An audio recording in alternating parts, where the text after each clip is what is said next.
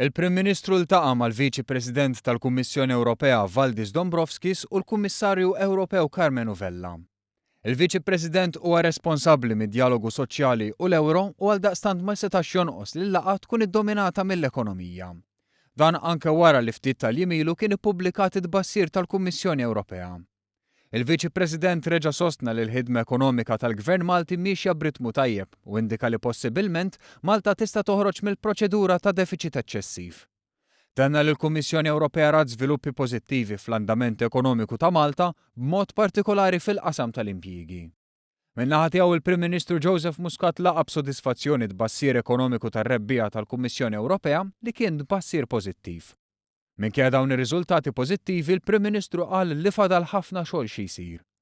Il-jum tal-Viċi President tal-Kummissjoni Ewropea beda b'laqgħa li kellu mal-Kumitat Permanenti għall-Affarijiet Barranin u Ewropej u l-Kumitat Permanenti għall-Affarijiet Ekonomiċi u Finanzjarji. Minn barra li hawn ukoll iddiskuta temi ekonomiċi, Dombrovskis spjega kif il-ġimgħa d-dieħla mistennija ssir laqgħa tal-Kummissjoni Ewropea li fiha se tkun diskussa s-sitwazzjoni tal-immigrazzjoni. Dan fid-dawl li l-Kummissjoni mistennija tħabbar il-politika tagħha. Saħaq li wasal iż-żmien li l-Unjoni Ewropea turi rispons u tieħu azzjoni sabiex tindirizza din il-kwistjoni.